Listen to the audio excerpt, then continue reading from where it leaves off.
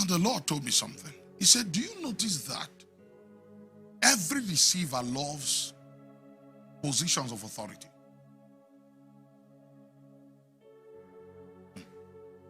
You don't find a deceiver in the crowd. You find them in temples, palaces. You find them around the tables of kings. Anyone who is going to deceive the people has to come with some form of authority before he's able to deceive people. Authority. If marine agents enter into a church, the Lord has told me, what the marine agents will target is not members. They will target people in authority. Marine agents can come to church as partners.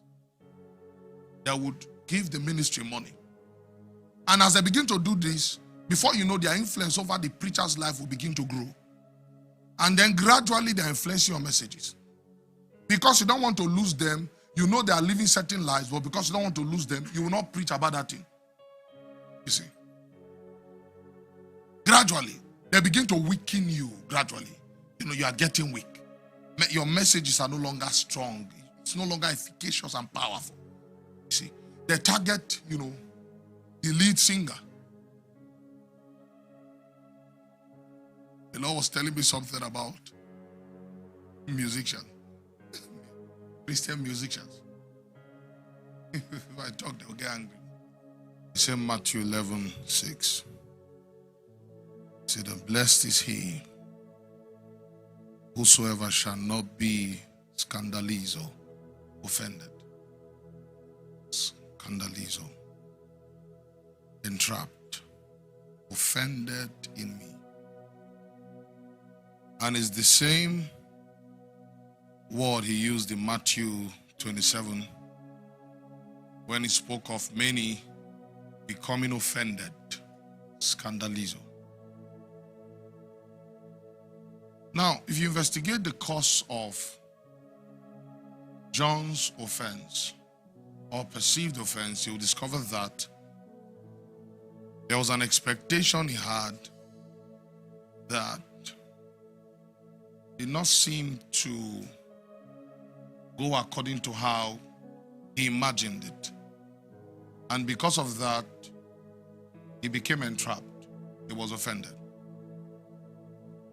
And in the same way, in the end of days, what a lot of people had been fed on the pulpit, many pastors, on how events are going to play out and what will happen and this and that, what they've been fed all their life and they've built their faith on would be proven false. And because of that, scandalism, they'll get offended.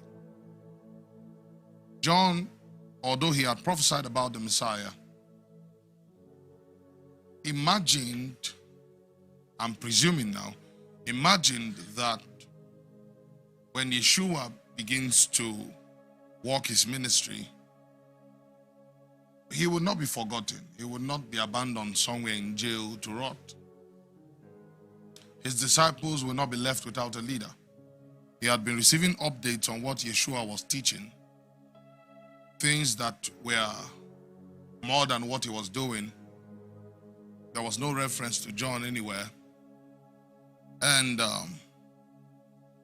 Yeshua was not doing any governmental work, because the reasons why the Jews were offended at Yeshua was simply because they thought their Messiah would be somewhat of a king, one who would come to deliver them from the oppressions they were experiencing in the hands of other nations.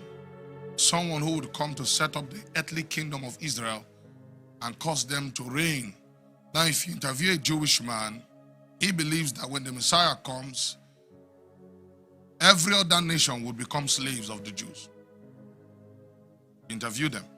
Every Jewish man believes he's going to have slaves of every other nation, and their empire and their kingdom, their earthly kingdom, would be one of glory and power, an eternal kingdom that will never end on account of Messiah. So this was why they did not believe Yeshua Mashiach. They said, tell us plainly, Are you the Messiah? There we are looking for a ruler. What I'm trying to show us is that when expectation falls into deception, offense is inevitable. One of the things that the falsehood of our generation sells, and meanwhile, you must be matured enough to design falsehood, even though it is packaged as candy. And it sounds pleasing to the ears. It sounds good in the ears. To a blind man, everything you tell him is true. You see, it sounds pleasing to the ears. It's beautiful, you know, it has LED screen and then the light, and you have the rock band and every, oh, law of Jesus, law. Have you ever sat down to wonder and say, is this Christianity we're doing, is it what is going to actually deliver the world? If you've begun to think that way, then there is light in your path. You separate yourself from the whole, you know, jumping up and down. We are sons of Abraham. Then you begin to find truth. Deception anchors on derailed expectations. Offense, anchors on derailed expectations. When I examined Matthew 24, I discovered that when the disciples of Yeshua met him on the Mount of Olives, and they asked him about when the signs he told them about would be, what would be the sign of his coming, and then the end of the world. The first thing he responded with was, listen to me so that you would not be deceived. It was a consistent emphasis on deception. What is deception? Causing one to wander off a certain path. One who is on a path is caused to wander off. I gave you an analogy of why the wolves would have to appear in sheep's clothing. It is because the wolf has nothing in him that can lead anyone. It's not a shepherd. Because the good shepherd lays his life down for the sheep. Have you seen a typical shepherd man in our, current society? They travel everywhere with the sheep. They defend the sheep. The sheep they live their life for the sheep. Me and my friend were driving back today and I saw cattle on the road. And a very small boy. I presume that young boy should be around 5 years or 6 years. He was already leading a herd of cattle. And I asked my friend, I said, so this is what this boy will do all his life. As his fathers before him, and probably as his grandfathers before him, his life has been laid down for the sheep. There's no other entanglement around him or the sheep. That's the only thing he's focused on. That's what a shepherd is. Now you see, the wolf doesn't have that time. What the wolf wants more than anything is access to the sheepfold. That's all the wolf wants. And why he appears with sheep's clothing is because in every sheepfold there is a lead sheep apart from the shepherd. There is one that is always in front. And apart from the shepherds, the other sheep will follow that one. The sheep are led by the voice of the shepherd. You must understand that when Yeshua was giving that analogy, he was giving that analogy to a people who understood what it meant for sheep to be led by the voice of a shepherd. Because that they practiced it in those days. There were cattle rearers in Israel. So the shepherd calls to his sheep with diverse types of sound that the sheep are familiar with. And by those sounds, they are guided. A stranger may come and say whatever he wants to say, but they will not listen.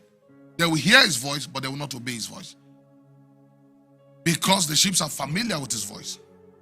But you see, for the wolf that takes the position of a lead sheep, he does not have the voice of a shepherd.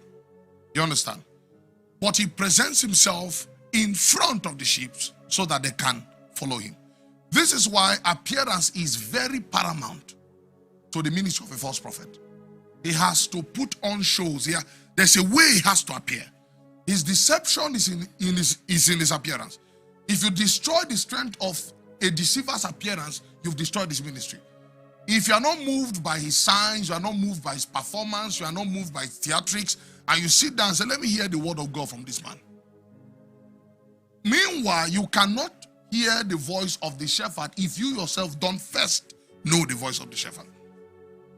This is why no matter how a false prophet may deceive people with gifts, and matured Christians are not easily impressed. Yes. It takes light and fruit to move a matured Christian. They don't rush into things. They are not tossed to and fro by every wind of doctrine. What does that mean? They don't jump into every bandwagon that comes around. There is some form of stability to their operation. They are gallant. If you look at life of mature Christian, you can count how many times he even visit programs.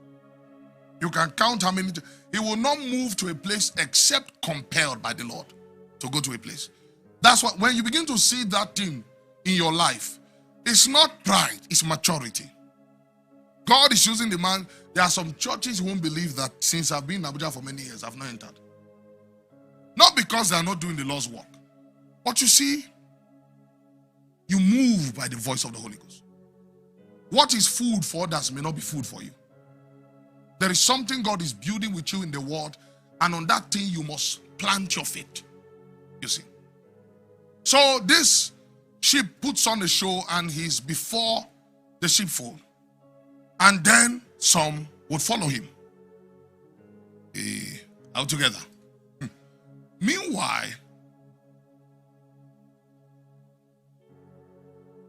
the Christian leader is both shepherd and sheep. You understand what I don't mean?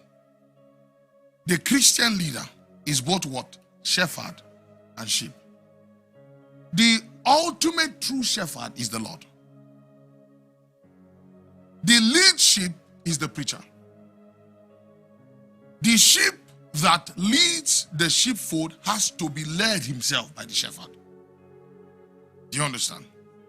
So, the true picture of a pastor is not actually a shepherd, it's a sheep. Where Yeshua was speaking about the true shepherd lays his life down for the sheep, he was not talking about the preachers, he was talking about himself. He is the true shepherd. Others came, they were howling. When they saw the wolf, they ran. You don't know who he was talking about. They ran. They ran. They couldn't withstand the wolves. They ran. Meditate on Elijah the prophet. Meditate. Meditate. See, if you saw the way Yeshua spoke, this was why the Jews hated him. He said, those who came before me, what did he call them? Called them thieves and robbers. He said this was why the sheep did not listen to them. What kind of man was this? Let me dare say all these elder pastors were thieves and robbers. Oh my God. You will know there's a God in Nigeria. There's a God. So we are the sheep of Christ, and preachers are the lead sheep. They exemplify loyalty to the voice of the shepherd so that other sheep will follow. So a true preacher doesn't just speak the word of God, he lives the word of God. And through his light, others can see light. You see. But the false prophet says one thing and there's a different intention in his heart. He does another. So you go close to him and you say, is this guy a pastor? I'm even more holy than this guy. So we tell you, forget everything. God called us differently. Focus on my gift. Forget. May God help us. But you see, who are the sheep that are going to be deceived? Who are they? The ones that do not know the voice. Shepherd.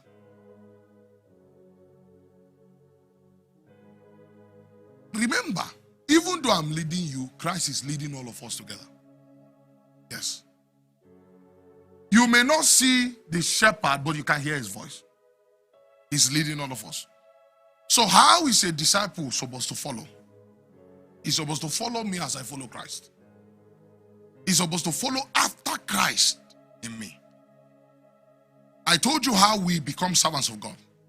We become servants of God through obedience to the word of God. We become sons of God through the spirit of adoption. We are servants of God because we obey the word of God. Not because you came and you told me that, oh, I had a mystical encounter. Even Buddhists, Hindu people, they have encounters with their Hindu gods. Herbalist, don't you know he has encounter with his God? Yes. Spirits appear to him. So mystical stories or mystical encounters, do not cut it. I can come and you are the only one that was there. We were not there when you were having this encounter. Linda and Minda came and they cried, oh, I saw hell. I saw hell. Now they've made money. It's heaven they are now seeing. Yes. They don't know the voice. So what does this wolf do to them? Inwardly, his desire is to make meat out of these people. Is to feed on them. You see, you cannot follow a wolf and do better. The ministry of a wolf sucks the sheep dry. That's his ministry. He plundered. He will, just give it time. He will suck you dry. Guess what a wolf does? Because he's a master of deception. And in his deception, he leads the people away from God, leads them away from the foundation of the scriptures. They have no respect and honor anymore for the word of God. Their sole attention and focus is this wolf that has led them astray. What he does is that as he leads them, he separates them one by one and destroys them. So as he's leading them, he will pick two, take to the corner, then unveil himself to them.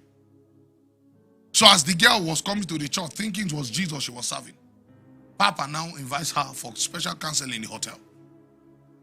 That's why I now know that Papa's name is actually Don Skipo. Jesus Christ. And when Don Skipo is not manifest, he says, if you tell anyone, I will kill you and your family. So the damsel is forced to live in a prison. Hey. You see, when they go to their mountain, it's not light that shines. You that have seen their darkness, you are in trouble. You are in trouble. You've blown his cover. You've seen who he truly is. That's the problem.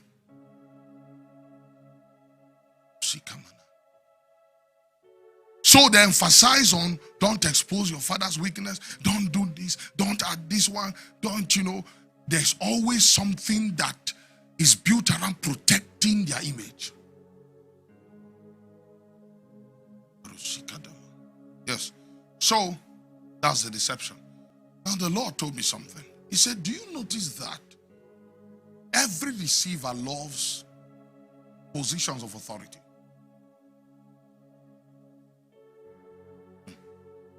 You don't find a deceiver in the crowd. You find them in temples, palaces. You find them around the tables of kings. Anyone who is going to deceive the people has to come with some form of authority before he's able to deceive people. Authority. If marine agents enter into a church, the Lord has told me, what the marine agents will target is not members. They will target people in authority. Marine agents can come to church as partners. They would give the ministry money. And as they begin to do this, before you know, their influence over the preacher's life will begin to grow. And then gradually they're influencing your messages. Because you don't want to lose them, you know they are living certain lives, but because you don't want to lose them, you will not preach about that thing. You see. Gradually, they begin to weaken you gradually. You are getting weak. Your messages are no longer strong. It's no longer efficacious and powerful. You see. They target, the lead singer. The Lord was telling me something about musicians. Christian musicians. If I talk, they'll get angry. Do you know, in Christian perspective, there are only 4 or 5 ministries we recognize, 5 services. They gave some to be what? Apostles, prophets, evangelists, pastors, and teachers. For the what? Perfecting of the saints, so that they can do the work of ministry. In fact, the Bible also says he placed in the church some to be apostles, prophets, these miracles, you know. But may God help us. Now, those are the services we find in the church that can perfect the saints. Now, are we trying to say singing music is bad? No. You see, from Christian perspective, the music or the psalmist ministry of the church is a corporate thing and not a personal thing. Follow me carefully. So we all, when we gather, we worship together as a congregation of light, as a congregation of the saved. But okay, Pastor, are you saying that we cannot have a brother or a sister come up here and sing and bless us? No, we can't do that because there's a place for that. He says, speaking to yourselves, what? Sounds and hymns. And so he says, speaking to yourselves. So if a man brings the psalms, it should speak to our faith unto edification. The Bible did not say, paying one of you to. May God help us. Jesus help us. Say, speaking to yourselves. So the one who speaks to us is also spoken to in psalms and hymns and spiritual songs, making melodies unto God. Now, if your psalms and hymns bless a brother and he chooses to say, let me do this for you, then there is glory upon that thing you are doing. You've not tried to carve out a system for yourself. Just as, even though by the grace of God, I am blessed with certain types of people, my duty of speaking the word of God is unto the Lord. If the people bless, I won't stand there and say, hey, sister, you can't live here, you didn't give offering. Neither will I put a gate fee. To come and hear me, you have to pay gate fee. Never. It's my duty to speak the word of the Lord. And if the Lord leads anyone to bless me, it's the Lord that led them. There's no cajoling. Apart from that, what we do is the general collection, which no one is compelled to participate in. As simple as that. Pastors are eating church offering, or pastors are collecting offering from people. Sorry. Who's collecting what? You can walk in here and walk out of here without giving a dime. Nobody will attack you. Nobody will harass you. Because I'm duty bound by my calling to speak the word of the Lord. Whether in hunger, whether I'm filled, whether I told a pastor, I said, listen, if people give in church, it's not because they fear the pastor, it's because they honor God. If you call me sir, it's not because you are not older than me. It's not because you are not more powerful than me. It's your reverence for God that is now manifested in your reverence for the one whom God has sent. Say, blessed is he that cometh in the name of the Lord. And what did they do? They put palm fronds and their clothes on the ground. Yeshua never forced them to do it. But their honor for God translated into honor for. So if your members are not giving, it's because maybe either they are not taught about giving or they do not honor God. Simple as short. Do you know you can raise a congregation that honors solution more than God? So they give to manifestations and not God. If there's a heavy manifestation here, you say, hey, let me wave this on your head. Bring 5,000. They will come. Jesus Christ. They will come. See? But I can come here and preach the word of God and someone say, you bless me. Please, let me honor you with this. That's how it works. That's how real giving ministry is honor for God. If I honor a man because he came in the name of the Lord and I gave him cold water, I will receive the blessings of the Lord that he came with. It's as simple as that. You see, I have been to some of our members' office and powerful people, and these people are older than me. You see police everywhere. Sir. We went to a program one time, me and some of my brethren, and when they brought rice and chicken and everything for us, it just dawned on me. I said, wait, I'm a stranger here. These people don't know me from anywhere. What is making them put me in this nice hotel? And then they're bringing all these things for me to eat. And me and my brethren. And I told them, I said, as you eat this food, eat with reverence, because it is because of the Lord this food is given to us. I told them, if not because of the Lord's honor, how would you? It's strange. Do you think it's easy to transfer money to church? You don't understand. You have family members. Some people have given to church what they've not given any of their family members. See, sir, the punishment of sons of God will be great too if we fail God. It's terrible. You see. So, deception loves places of authority. If you have any influence in you, and you don't pay attention to plant your feet in the solid ground, any deception you pioneer would destroy the lives of many people. Any deception. So he said, take heed. So how do you overcome deception? Take heed to the Lord. If you've heard him, even though you hear other voices, you will not follow. If you've heard him. Say, take heed that no man deceives you. And then he began to talk about diverse things that would happen. Many would come in my name, saying I'm the Christ. These people who came, a lot of people mistake that statement to mean these people are telling these people that they are the Christ. No. Many will come proclaiming my name, saying I am the Christ. Meaning they would come to you, they will proclaim Jesus' name, they will tell you Jesus is Lord, but they will deceive you. Do you know why they will do that? It's because they know that's what you want to hear. If you like holiness, they will come and tell you holiness is the beauty of a believer. Oh, God of mercy. And when you hear this thing, you will say, this is the gospel we are looking for. Do you know how to design lies when lies is true? That's the best way I can describe it.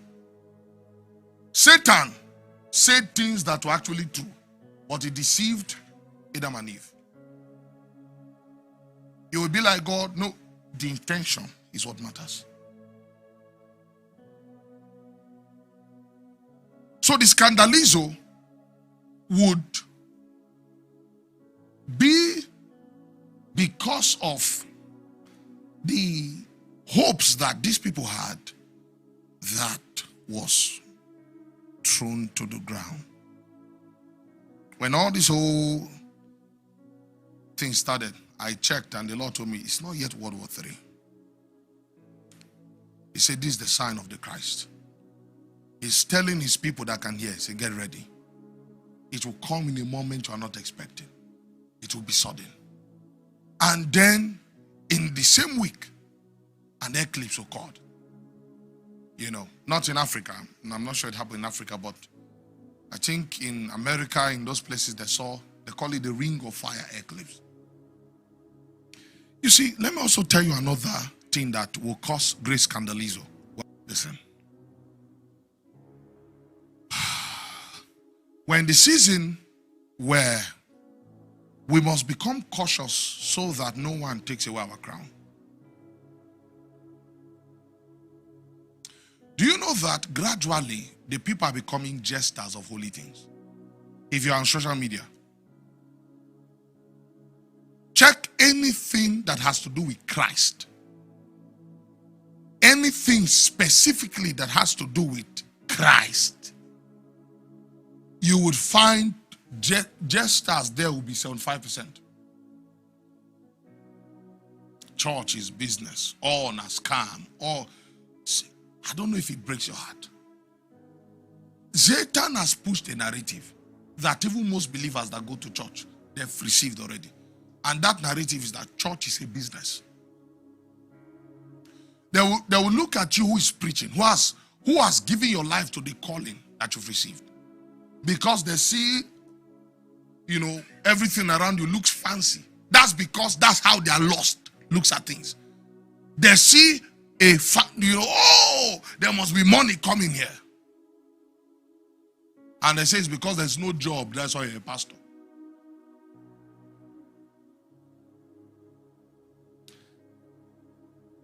And then sadly, you have a lot of people who were never called by God, who do not have the word of God. They have charisma. They are very intelligent. And through their charisma, they build something that can take the eyes of people, captivate people. Red and blue Sunday. Cocktail spiritual party. You are the one that knows what you are saying.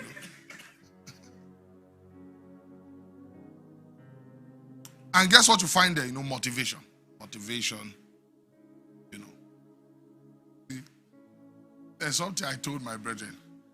I say in our generation we have many 7 keys that opens no door. 12 keys to the supernatural. If all these keys were valid, the church would be levitating now. There are 7 keys to this. I was telling Ocheneka, he was playing something where a man was attacking transgenders. And the man asked a simple question, who is a woman? And they talked here, they spoke here. The man said, no, answer my question. Who is a female? Who is a woman? Oh, it's complicated. Immediately what came to my mind was the sayings of Yeshua. Say, let your yes be yes, and your no be no. Any other thing, apart from these two, comes from the evil one. I now discovered that anything that doesn't have a straightforward answer either has deception or is shrouded in mystery. When a thing has there's deception. Prepare ye the way of the Lord, make what? Spot straight. You want to be a Christian that will survive this end time, have set convictions on certain matters. Set conviction. Your conviction on Yeshua, your conviction on resurrection, your conviction on the blood, your conviction, you must have set conviction on everything.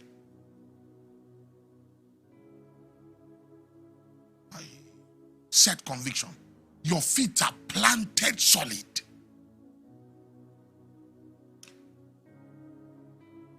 Not conviction in things that are foolish. If the Bible reproves any of your conviction, and I say it again, if the Bible reproves any of your condition, you should only be willing to make changes when the Bible goes against a conviction that you have. Clearly goes against a conviction. Hello, thank you for watching the video, and I hope it was a great asset to you. And I hope it was also very useful time. If you haven't commented, if you haven't liked, please do that. And for more videos, kindly subscribe to our YouTube channel to get more videos.